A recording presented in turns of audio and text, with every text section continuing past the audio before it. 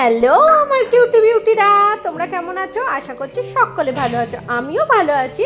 আর একটা জমজমাটি ব্লগ নিয়ে চলে এসেছি, সেটা হলো জামাই ষষ্ঠী ব্লগ, তাই না? এখন ইউটিউব খুললেই কিন্তু ব্লগারদের জামাই ষষ্ঠী ব্লগ দেখা যাচ্ছে। শুধু জামাই ষষ্ঠী না, মেয়ে ষষ্ঠী হচ্ছে, বৌমা ষষ্ঠী হচ্ছে, কত কি বাবা! তারা তো ভীষণই লাকি যারা বৌমা ষষ্ঠী পাচ্ছে। আমার মেয়েকে কদিন আগে বলতা কামড়েছিল, তাই ওর আশেপাশে মাছি থাকলেও ও ভয় পায়। খুব সুন্দর হয়েছে ভাবি, দেখি কে বেঁধে দিয়েছে তোকে? বাহ, খুব সুন্দর বেঁধে দিয়েছে। চল চল, শ্যাম্পু করেছে, আবার স্টাইল শ্যাম্পু করেছে। চলো বাবাই ঘরে চলে এসেছে, তুই চল ওঠ। হ্যাঁ ওই সিঁড়িতে রাখো না।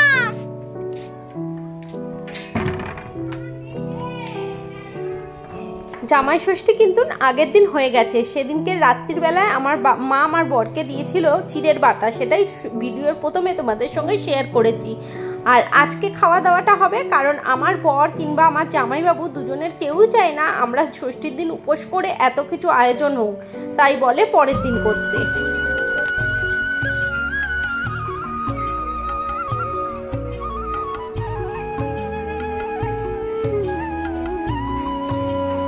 দিদিভাইদের পুজো হয়ে গেছে, দেখো কি সুন্দরভাবে ঠাকুরটাকে সাজিয়েছে না, দেখে তো মনটা খুব ভরে গেল। কিন্তু দিদিভাই পাঁপড়টা ভেজে নিচ্ছে, কারণ আমার বরের একটু কাজ আছে, বেরিয়ে যাবে, তার জন্য ওকে আগে আগে খেতে দেওয়া হচ্ছে। আর ওকে এত কিছু আয়োজন করলাম, কিন্তু ও সেইভাবে কিছুই খেলো না, জাস্ট সামান্য কিছু খেয়ে বেরিয়ে গেল। বাকি খাবার ওর প্যাক করে রেখেছিলাম, ও যখন ফিরেছে পরে শান্তি মনে খেয়েছে। এখানে দেখো মিষ্টি, বাসন্তী পোলাও, ফিরনি, লুচি, তার সঙ্গে ছিল ভাত, বেগুন ভাজা, আলু ভাজা, পটল ভাজা, ইলিশ মাছ, মাছের মাথা দিয়ে ডাল, মাটন, আর ছিল আমের চাটনি। আজকের মেনুটা কেমন লাগলো তোমাদের কমেন্টে কিন্তু জানিও। বল, এত কিছু খাবার দেখে তো ঠিক কেমন লাগছে? লোভ লাগছে। আচ্ছা নে, খেতে শুরু করবি, কর। আর এটা হলো আমার ভাই। আর তোমাদের সঙ্গে অনেকটা দরকারি কথা আছে, যেগুলো আমি ভিডিও শেষের দিকে গিয়ে বলছি। আর আমার জামাইবাবু আমাদের সাথে কতটা মজা করলে শুনে নাও। তোমরা এখানে চেটে খাও না কেন? আমরা রান্না করেছি চেটে খাওয়ার জন্য। এদিকে খাওয়া, তারপর শোনাই এখানে ও দিয়ে দেবো। হ্যাঁ ঠিক আছে। শুনতে পেলে তো মজার কথাটা? সত্যি কথা বলতে কি, আমি জামাইবাবুর যখন বিয়ে হয়েছে আমার বয়স 14 থেকে 15, তো অনেকটা ছোট থেকে জামাইবাবুকে দেখছি। আজ 18 বছর দেখছি। আমার বাবা মারা গেছে রিসেন্ট 4 বছর হয়েছে, কিন্তু আমার বাবা মরে যাওয়ার পরে যদি কোনো ব্যক্তি সেই স্থানটা নিয়ে থাকে, সেটা হচ্ছে আমার জামাইবাবু। বাচ্চাদের হাতে টাকা দিতে নেই সেটা আমরা বুঝি, কিন্তু ঠাকুমা দিদিমারা কি করে বোঝে? এখানে দেখো আমার মা ওকে 10 টাকা দিয়েছে, ওটা পেয়ে কি মজা। আর আমরা একটু বেরোচ্ছি, তো সেই জন্য এখন কিন্তু সন্ধে হয়ে গেছে, তো সেই জন্য ভিডিওটা এখনো কন্টিনিউ করছে, সঙ্গে থাকো। দেখো আমরা এখন বেরিয়ে পড়েছি। কোথায় যাচ্ছি জানি না, কোথায় যাচ্ছি, জুডিওতে যাবো, কিন্তু কি কিনবো জানি না।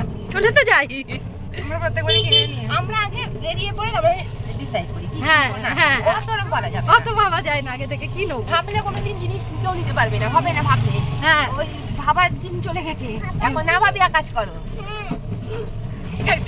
একদমই, আমার দিদিভাই কিন্তু একটা কাজ করবার আগে একবারও ভাবে না, আর আমি একটা কাজ করবার আগে 100 বার না 1000 বার ভাবি।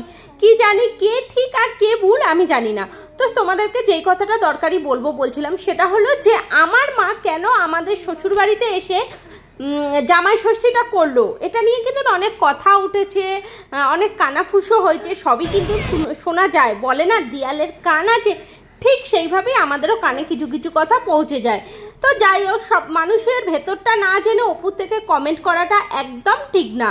ব্যাপারটা কি বলো তো, আমার পাপা মারা যাবার পর থেকে এই 4 বছর হয়েছে আমার পাপা মারা গেছে, কিন্তু আমার বর কিংবা দিদির হাজব্যান্ড কেউ যেতে চায় না আমাদের ওই বাড়িতে।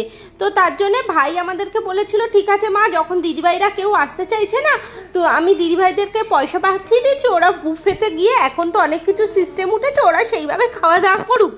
আর কিছু আমাদের গিফটের জন্য পয়সা দিয়ে দিয়েছিল। সবসময় আমাদের বাড়ি থেকে এটাই হয় কি, আমাদেরকে পয়সা দিয়ে দেয়, আমরা তারপর নিজেদের মতোই সব কিছুটা করি।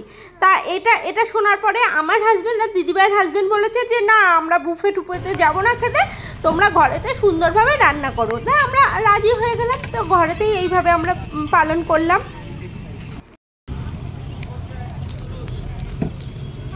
নাও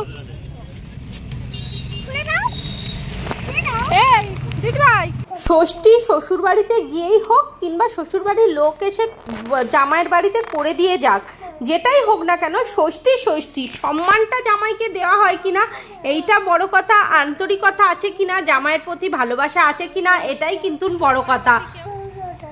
আর আমার ভাই কিন্তু ছোট, ও কিন্তু ওর তরফ থেকে যতটা সম্ভব যতটা পারা যায় ও ঠিকই করে যায়। আর এইদিকে দেখো এই গাড়িটাতে না অক্টোপাস পাওয়া যাচ্ছিল, তো সেটাই তোমাদের সঙ্গে একটু শেয়ার করলাম। আর কেন জানি না এই গাছটাকে দেখে মনে হচ্ছে ও আজকে ভীষণ খুশি। তোমার মনটা যদি খুশি থাকে না, দেখবে চারিপাশে সব কিছুকেই খুশি খুশি মনে হয়। তাই বলছি, যারা এইসব বিষয় নিয়ে সমালোচনা করছো তাদেরকে বলি এইসব না করে নিজের দিকে ধ্যান দাও, নিজের শরীরের দিকে ধ্যান দাও, নিজের মনের দিকে ধ্যান দাও, আর খুব খুব ভালো থাকার চেষ্টা করো। লোকে কি করছে, কোথা দিয়ে কি আনছে, কে কার বাড়ি যাচ্ছে, কি খাচ্ছে, এইসব নিয়ে আমরা চর্চা মিটিং করি না, সেহেতু আমাদেরকে নিয়েও করো না প্লিজ। টাটা, বাই বাই বন্ধুরা।